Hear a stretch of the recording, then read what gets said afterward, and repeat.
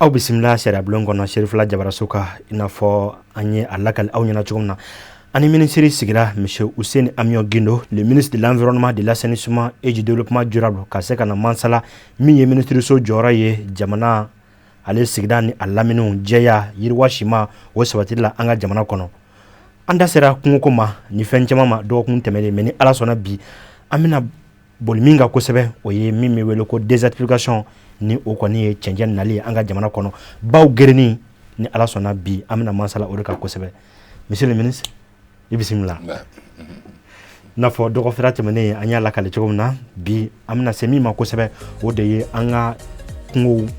ni kungo tiɲɛna déforestation ale kɔlɔlɔ bɛna kɛ désertification ye ni o ye cɛnjɛ nali ye. An bɛ yɔrɔ min na bi jamana kɔnɔ cɛnjɛ a nalen don kosɛbɛ kɔrɔnfɛnya dama tɛ bilen hali min ye sandiri ye ka se sud ma bi cɛnjɛ a bɛ yen nɔ e ye mun jateminɛ k'o la? Je pense que jateminɛ kelen de don. Effectivement ni a bɛ fɔ min ma désertification ja kungo a bɛ ka don an ka jamana kɔnɔ. Nin y'a a san dama dama dɔ ye ne hakili b'a la k'an to premier cycle ni second cycle ninnu na. A tun bɛ fɔ ko Mali région ba saba de don. Région désertique ni ja kungo bɛ yɔrɔ min na o tun ye kɔrɔnfɛla ye. Camancɛla ka taa fo Gao, depuis Gao ani Tombouctou ka na Moti mara la ka na Segu mara la Sahel de tun don. A bɛ fɔ ko Sahel. Sahel ni ko Sahel o kɔrɔ ko a fɔ cogo di yiriw bɛ yen ani savane caman de bɛ yen. Donc yiri ani binjanw caman bɛ yen. Sudi a tun bɛ fɔ ma ko zone soudanienne ni san bɛ na yɔrɔ min na kosɛbɛ. O kɛra a ma kɛ san jan ye. Mais bi mun jateminɛ de bɛ yen. Bi désert in effectivement o ja kungo ye a bɛ ka se pratiquement a tɛmɛna Gao kan, a tɛmɛna Tombouctou kan, a tɛmɛna Moti kan, a bɛ Segu mara la fo Segu kɔnɔ. Savane bɛ dɔn ni jumɛn ye i b'a sɔrɔ i bɛ bisiw ye kungo kɔnɔ sogow i b'a ye fan bɛɛ fɛ o bɛ savane kɔnɔ. Bi i bɛ yɔrɔ in bɛɛ yaala hali jugu ni i ta ye ɲɛna. Y a rien. Donc ça veut dire que désert bɛ ka avancer an ka jamana kɔnɔ. Et o yɛrɛ de b'a to bi gɛlɛya caman bɛ centre kɔnɔ. Mɔgɔw b'a fɔ ko siyako kɛlɛw de don, siyako kɛlɛw tɛ. Ka d'a kan n'i taara comment dirais-je n bɛ Moti région ta n'i taara fan dɔ fɛ a bɛ f'i ye ko fulaw ni dɔgɔnɔw de bɛ ɲɔgɔn na. N'i taara fan wɛrɛ fɛ a bɛ fɔ ko bamananw de don. N'i taara fan dɔ fɛ a bɛ ko u ni bozow de bɛ ɲɔgɔn na. Dɔ wɛrɛ tɛ o. Bagangɛnnaw ani sɛnɛkɛlaw gɛlɛya y'o de. Parce que gɛlɛya in kɔnɔ mɔgɔw tɛ mun fɔ c'est que souvent bagangɛnnaw yɛrɛ dama bɛ ɲɔgɔn na parce que bagangɛnyɔrɔ dɔgɔyara. Sɛnɛkɛlaw yɛrɛ dama bɛ ɲɔgɔn na parce que sɛnɛkɛyɔrɔ dɔgɔyara. I b'a sɔrɔ mɔgɔ min tun mago bɛ hectare kelen na k'a ka denbaya balo kunu bi a mago bɛ hectare saba de la pour que k'a ka denbaya balo. Donc dugukolo ko kɛlɛw wulila ka caya parce que ja kungo in bɛ ka na a mɛnna. Malheureusement sariya so minnu bɛ an ka o sigidaw la sariya ma deli ka tigɛ ka ɲɛ. Sariya bɛ tigɛ ni se bɛ mun ye sariya y'o ta ye.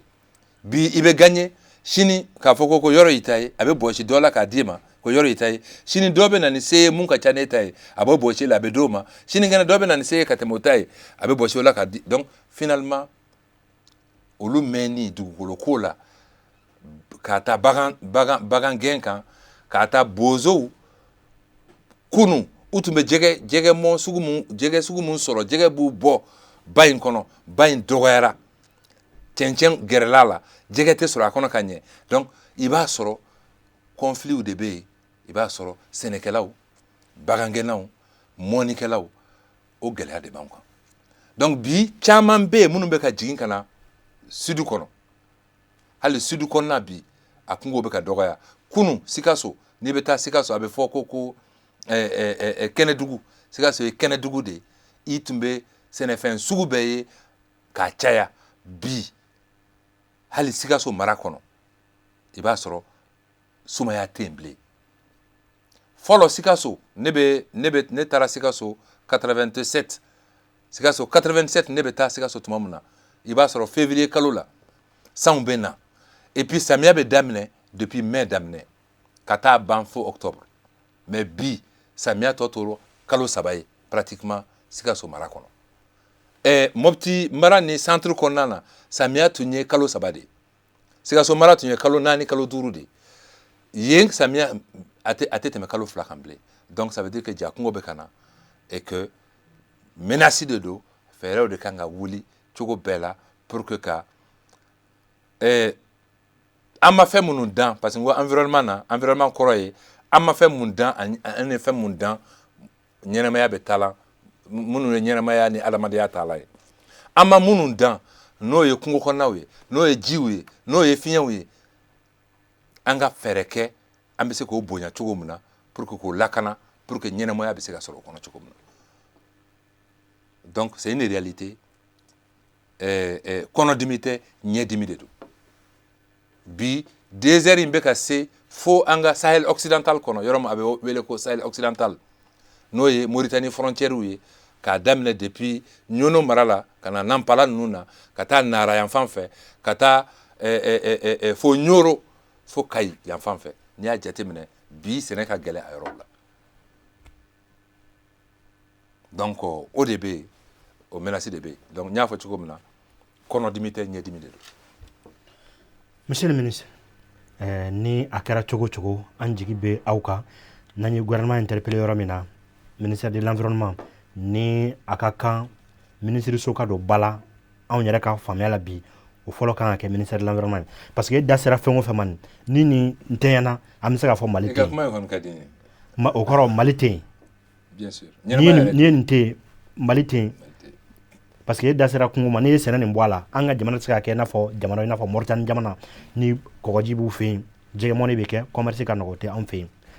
mais bi min fana ye an ka baw ye kungo ko an ye caman fɔ la mais ba bilama e bolo an bɛna san 10 sɔrɔ ɲinan kuma o kuma ba in bɛna kɛ an bolo bilen Bamakɔ kɔnɔ yan. Ne fɛ ba in kɔni honnêtement an bɛ se k'a fɔ ko an bɛ taabolo mun kan n'an m'a yɛlɛma san 10 ko tɛ dɛ san dama dama natɔ de don déjà ba in kɔnɔ bi n'i y'a mɛn ba joliba c'est que ji minnu bɛ affluents jiboli sira minnu bɛ yen ka na ba joliba fa k'a daminɛ Kangaba ka taa se fo c'est-à-dire a bɔyɔrɔ ma an ka jamana kɔnɔ Gawo mara la donc ji minnu bɛ Bafin dɛ Bajɛ dɛ minnu bɛ na ka na donc bi olu bɛɛ datugulen don olu bɛɛ dagɛrɛlen don sanubɔw fɛ kuluw de wuluwulilen bɛ a jiboli siraw kan kuluw de wuluwulilen b'a kan donc si bien que ji tɛ na fara ba joliba in kan donc a bɛ dɔ bɔ ba joliba la o ka bɔ a la ba joliba yɛrɛ kan bi lahawuta machine de talen bɛ ka sigi a sanfɛ mɔgɔ dama dama dɔ ka nafa kama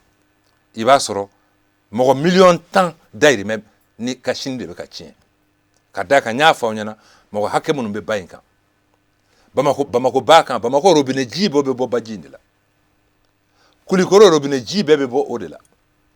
Segu robinet ji bɛɛ bɛ o la wa n'i ye office du Niger ta bi mɔgɔ hakɛ min bɛ balo a la maliyɛn hakɛ min bɛ yen a bɛɛ bɛ bɔ o de la fo ka taa se Tombouctou mara la ni a bɛ fɔ Fagibini ni fɛn ninnu a bɛɛ b'o de la donc an ka système fanba b'o de kan bi i bɛ taa Fagibini ninnu na i b'a sɔrɔ ji yɛrɛ tɛ yen Moti mara la fɔlɔ debo bɛ don cogo min na bi a t'o cogoya la bilen jɛgɛ tɛ yen et donc kuluw de bɛ wuli a sanfɛ mais o dɔrɔn tɛ sanubɔlaw bɛ produit dɔw k'a la a bɛ fɔ mun ma cyanure ani mercure u bɛ sanubɔ kɛ n'o ye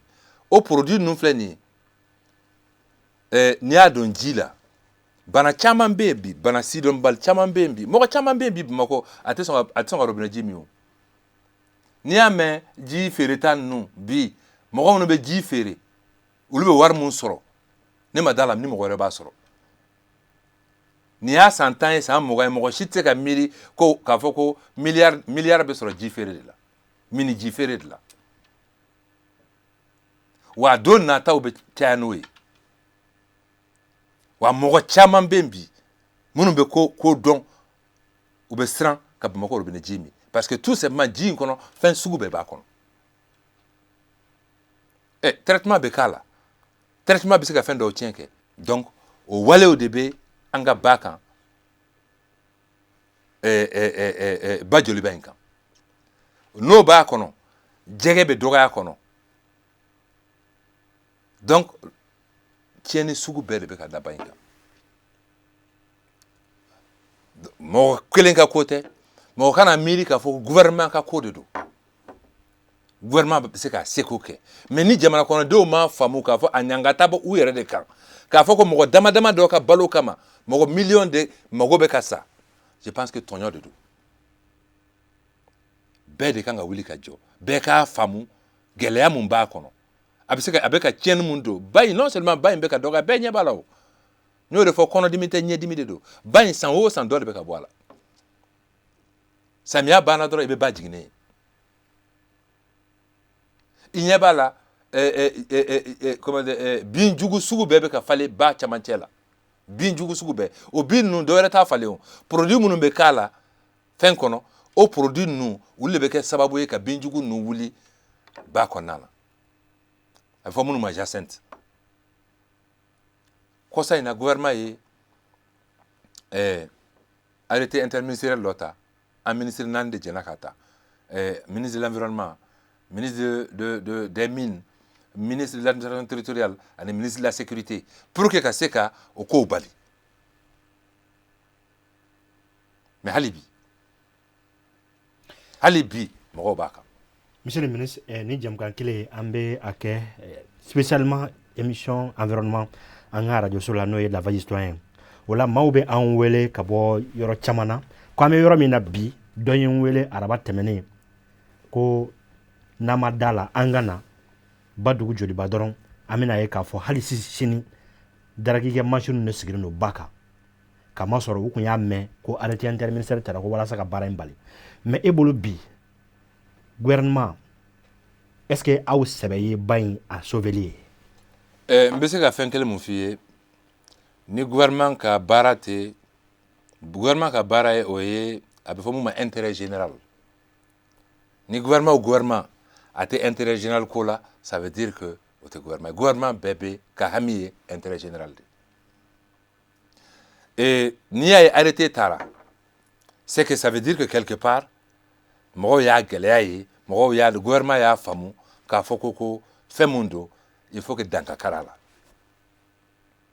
arrêté taara o de kan n'o bɔra la i b'a sɔrɔ pour que ka arrêté lawaleya gɛlɛya caman bɛ sɔrɔ a kɔnɔ ka d'a kan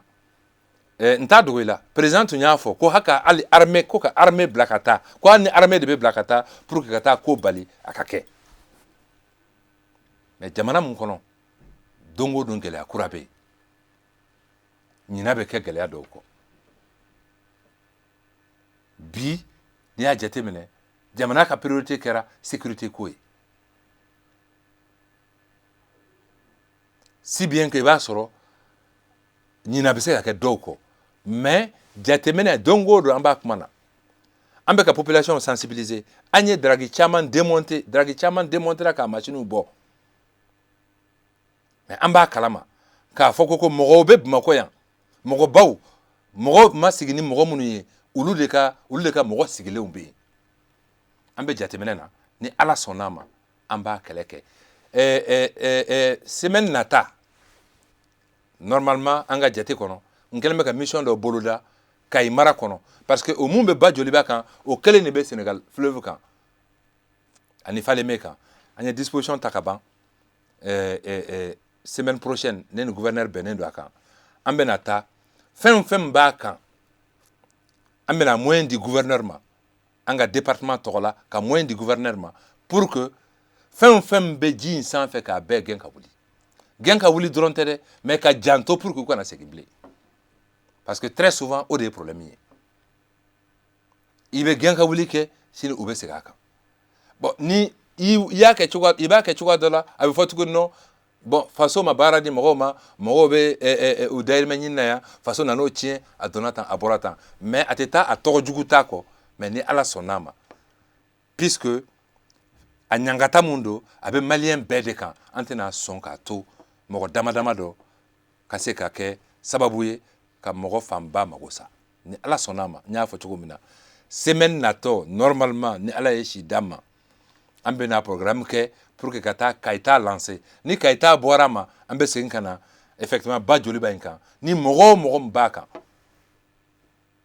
ni mɔgɔ o mɔgɔ min bɛ ba joli b'a in kan c'est à dire ka fɛɛrɛ kɛ pour que k'a gɛn et an mago bɛ jamana kɔnɔdenw ka dɛmɛ na an'u ka lafaamuyali la parce que très souvent i b'a ko daminɛ o jamana kɔnɔden kelen de bɛ wuli tuguni k'a fɔ ko bon voilà faso taara bin dɔw kan yan alors que terroristes bɛ yen fɛ olu ma fɛn kɛ aw taara kɛ yan fɛ aw taara bɔ donc il faut que bɛɛ k'a faamu k'a fɔ ko bɛɛ de ka ɲɛnamaya gulonlen bɛ nin na terroriste bɛ mɔgɔ faga don kelen mais nin bɛ mɔgɔ dɔɔni dɔɔni faga ka taa et an y'a sɔrɔ tiɲɛ ye parce que minnu tɛmɛna anw ɲɛ olu y'a lakana wa a wajibiyalen bɛ an ma anw fana k'a to tiɲɛ ye an kɔmɔgɔw ye kungo tɛ yen ba tɛ yen mali bɛ taa min je veux dire kungo tɛ yen baji tɛ yen an bɛ taa min a bɛ gɛlɛya kosɛbɛ monsieur le ministre sisan min fana ye kabako wɛrɛ ni o ye so jɔli ye ba kɔnɔ a ka cakɛda min bɛ yen i n'a fɔ i da sera ma ABFN l'agence du bassin du fleuve Niger an'u ka masalaw senfɛ u da sera ma k'a fɔ ko u taara sɔrɔ maaw bɛ yen minnu ka so bɛ ka jɔ bi ba kɔnɔ u gɛrɛla la ka se ka sɛgɛsɛgɛli kɛ mais u y'a ye k'a fɔ titre foncier b'u bolo ba kɔnɔ monsieur le ministre ne ma se ka faamuya foyi sɔrɔ a la titre foncier bɛ se ka di mɔgɔ ma ba kɔnɔ cogo min na i k'i sigi k'i ka so jɔ ba kɔnɔna na source ABFN tiɲɛ de don nkalon tɛ titre foncier u bɔlen bɛ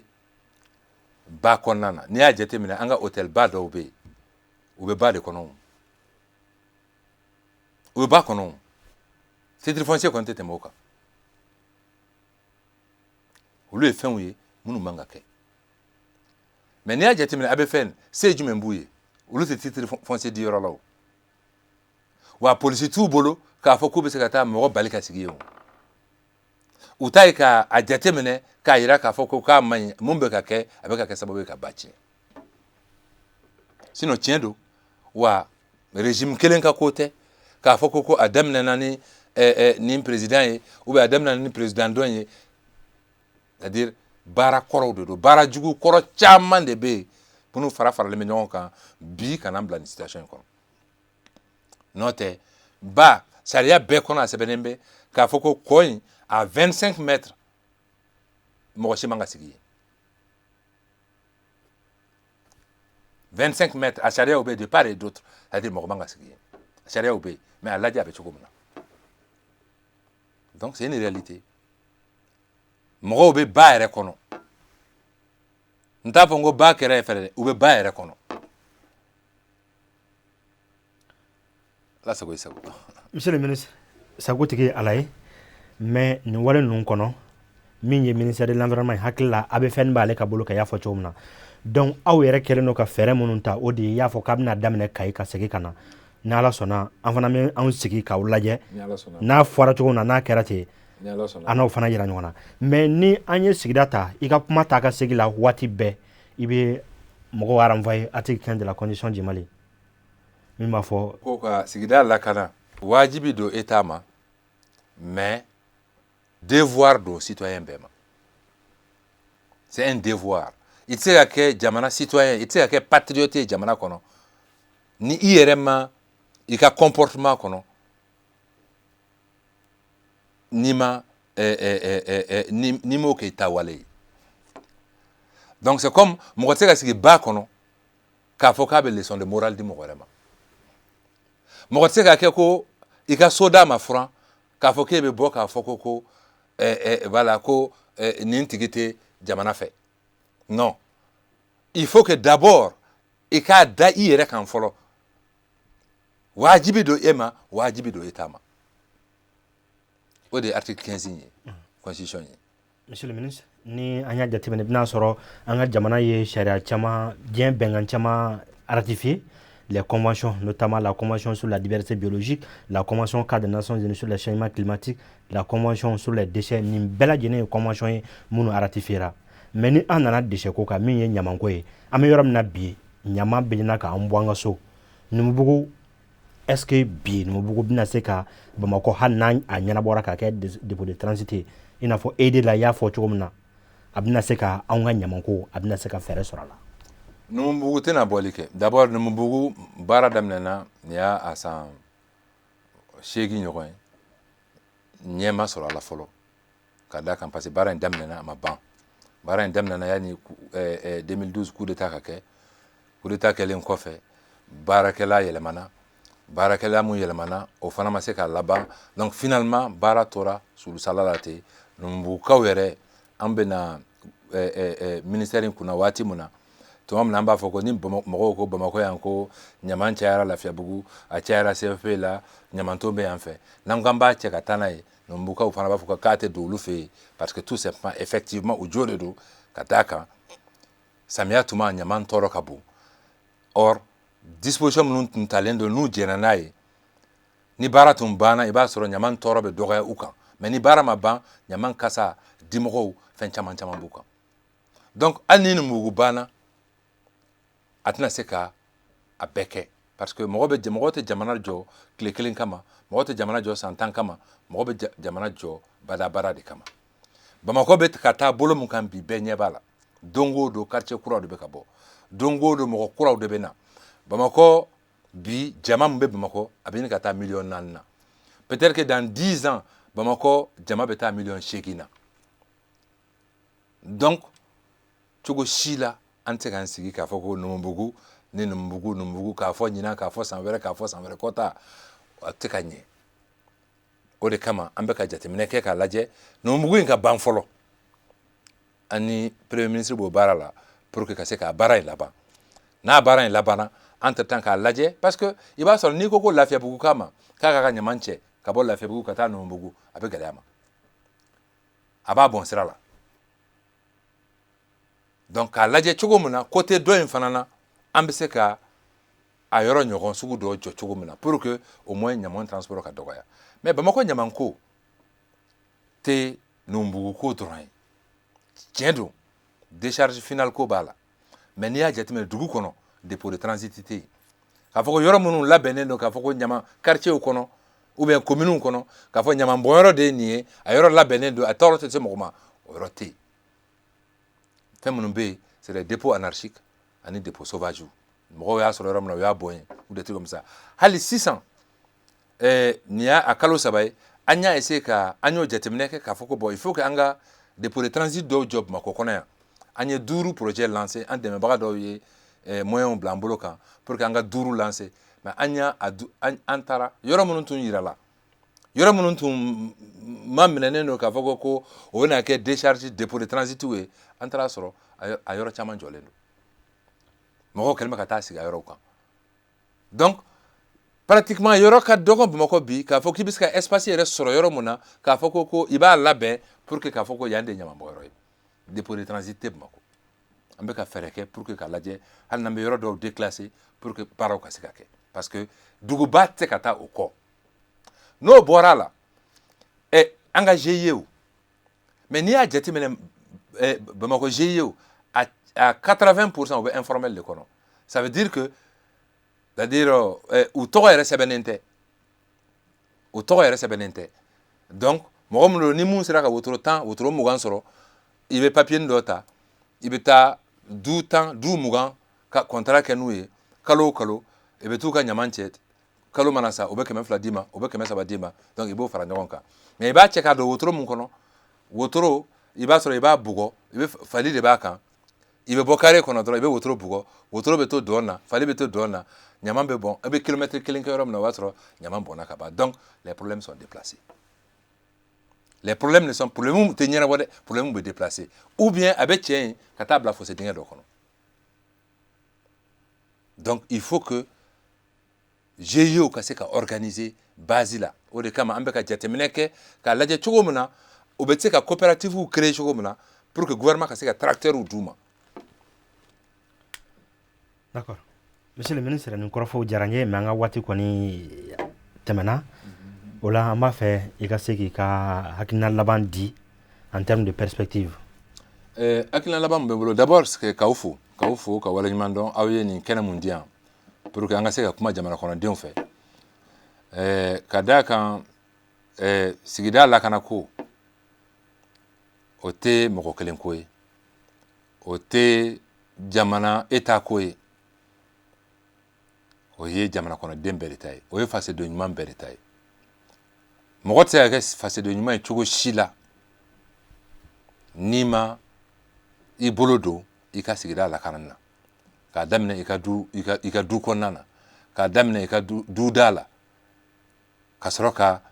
a lajɛ c'est-à-dire sigida ka sigida lajɛ parce que ni bɛɛ b'a k'i fɛ yen a ka ca Ala fɛ sigida bɛ lakana ni e m'a k'i fɛ yen ni tɔw y'a k'u fɛ yen i b'a sɔrɔ hali diinɛ na tɔɲɔli de don parce que e ka tɔɲɔli de bɛ se mɔgɔ tɔw ma kunun an ka jamana kɔnɔ n'a fɔra sumaya tun ye samiya waati de ni samiya de donna a bɛ fɔ samiya waati sera sumaya bɛ yen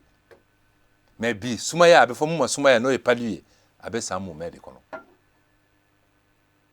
donc k'a ɲini bɛɛ fɛ bɛɛ k'i sen don a la mɔgɔ si ka n'i sigi k'a miiri k'a fɔ ko eaux et forêts 1000 k'olu bɛ se ka kungo bɛɛ lakana Mali kɔnɔ yan u tɛ se il faut que bɛɛ de k'i yɛrɛ kɛ eaux et forêts ye bɛɛ de k'a dɔn k'a fɔ ko tiɲɛ n'i y'a sɔrɔ an danbe yɛrɛ kɔnɔ tiɲɛ n'i ye tiɲɛ ta i wajibiyalen don ka tiɲɛ di tiɲɛ tɛ ta ka tiɲɛ mais tiɲɛ i b'a ta pour que k'a di kɔ ma a bɛ ten de o de y'an danbe ye donc bɛɛ k'a dɔn k'a fɔ ko i ka sigida e de kan ka janto a la donc o de hukumu kɔnɔna na anw bɛ gouvernement an ka département a bɛ ka bolodiɲɔgɔnman kɛ ni mɔgɔ o mɔgɔ min b'o sira fɛ association kunda Bamako yan région kɔnɔ village kɔnɔ ni mɔgɔ o mɔgɔ min ka baara ye ka taa sigida lakana ko kan an b'an bolo bɔ o tigiw ye u ka na ni formation ye mun ye an b'a k'u ye ni dɛmɛ min b'an bolo k'a k'u ye an b'a k'u ye ni n'an ye dɔɔnin sɔrɔ ka d'u ma n'a sɔrɔla an b'a d'u ma pour que jamana kɔnɔdenw ani jamana ɲɛmaayaso u ka bolo di ɲɔgɔn ma gilet vert ko an y'a lancé o de kan Ala sago i sago. Merci bien monsieur le ministre mais ni Ala sɔnna an tɛna sigi tɛna danni ma an bɛna thème ta précisément min bɛ se ka walawala kɛrɛnkɛrɛnna faamuyaya ka se ka sɔrɔ la en termes du droit de l'environnement o la nin de kun ye aw garisɛgɛ ye bi sariya bulon kɔnɔ walasa an ka se k'a dɔn minisiriso ale jɔyɔrɔ ye jumɛn ye sigida ni a lamini lakana fo ka taa se u sabatili ma jamana kɔnɔ o la ka anw bisimila o kɔnɔ bi sariya bulon tɔgɔ la monsieur le ministre de l'environnement de l'assainissement et du développement durable monsieur Ouseni Amion Guindo ale de tun bɛ an bolokɔrɔ ni Ala sɔnna waati wɛrɛ an na ɲɔgɔn sɔrɔ sariya bulon kɔnɔ walasa ka se ka aw bilasira o la an ka foli bɛ aw bɛɛ lajɛlen ye Mali kɔnɔ ani Mali kɔ kan a k'an mɛn waati wɛrɛ salamu aleykum wa rahmatulahi taala wa barakatuh.